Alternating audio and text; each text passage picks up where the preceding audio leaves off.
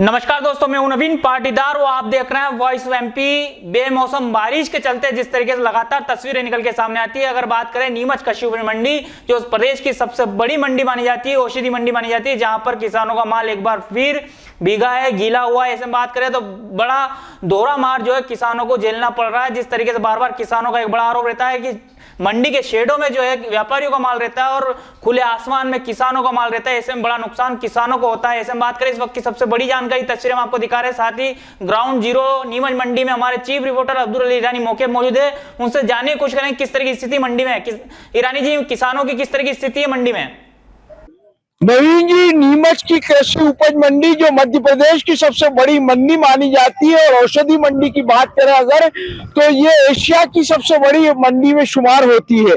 इस मंडी का हाल ये है कि अभी पिछले 1-1.5 घंटे जो बारिश हुई इसमें किसानों का काफी जो नुकसान हुआ है, पूरा माल पानी में बह गया। नवीन जी, हालात ये है यहाँ पर कि जो किसानों का माल है पानी में तिर गया। जैसा आपने बताया कि व्यापारियों का माल जो है वो शेड के नीचे पड़ा हुआ है, शेड में पड़ा हुआ है, और किसानों का जो माल है वो खुले आसमान के नीचे है। पूरा माल जो है किसानों का बहुत बड़ा नुकसान हुआ है। विशेष रूप से अगर मेथी की बात करें, तिल की बात करें, अजवाइन की बात करें तो यहाँ पर किसान जो है इस बारिश में माल बिकने की वजह से कमर हाथ में थाम के खड़े हुए हैं। आंसू, खून के आंसू किसानों के निकल रहे हैं, बहुत ज्यादा परेशान है। अब एक किसान का ये बताया जा रहा है कि 50-50, 60% तक का नुकसान हुआ है। जो माल इनका 10,000, 9,000, 11,000 बिक रहा था, अब व्यापारी उस माल के 2-3 हजार रुपए दे रहे हैं और बाकी का माल किसानों को ये कहा जा रहा है कि तुम अपने घर वापस लेकर चले जाओ।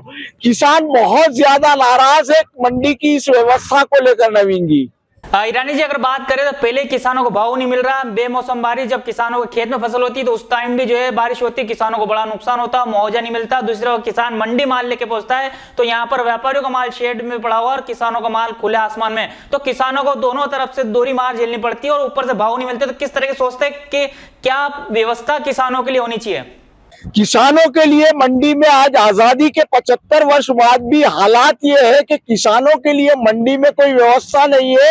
ये मंडी जो है काफी पुरानी मंडी है नवीन जी, और व्यापारियों के माल जो शेड के नीचे पड़े हुए हैं, किसान इस बात को लेकर नाराज है। किसानों का ये कहना था कि व्यवस्था ये होनी चाहिए कि बाहर से जो किसान आए पहले उनका माल की नीलामी हो जानी चाहिए, उनका माल खुल जाना चाहिए, लेकिन ऐसा नहीं हो पा रहा है। किसानों का माल जो खुले आसमान के नीचे है और जरा सी बारिश होती है तो स्वाभाविक रूप से किसानों को बहुत बड़ा नुकसान होता है। जैसा आपने कहा, बिल्कुल ठीक बात कही नवीन जी कि किसान को हर तरफ से नुकसान होता है। बारिश अधिक हो जाती है, अतिवृष्टि हो जाती है, या फिर बारिश नहीं होती है तो फसलों का जो किसानों को मुआवजा मिलना चाहिए वो भी नहीं मिलता है। मंडी में जब माल आता है, बारिश हो जाती है, माल खराब हो जाता है, तब भी किसानों को नुकसान होता है। यानी किसानों को दोहरी मार पड़ती है।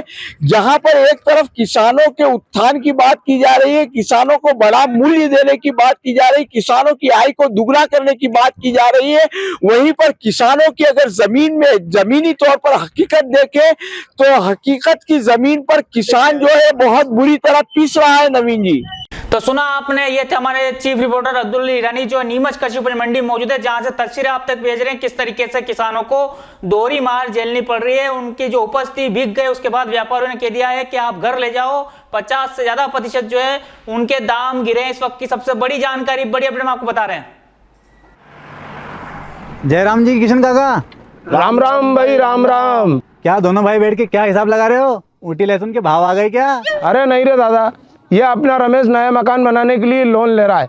हिसाब किया तो पता चला कि लोन का पैसा तो ईंट और रेती में ही पूरा हो जाएगा। और अभी तो सीमेंट लानी है, सलिया लाना है, और तो ठेकेदार को भी पैसे देने हैं। मेरे तो कुछ समझ में ही नहीं आ रहा कि कैसे बनेगा मेरा नया मकान। अरे किशन काका, कहाँ इन रेत, सीमेंट और लाल ईंटों के चक्कर में पड़ रहे हो?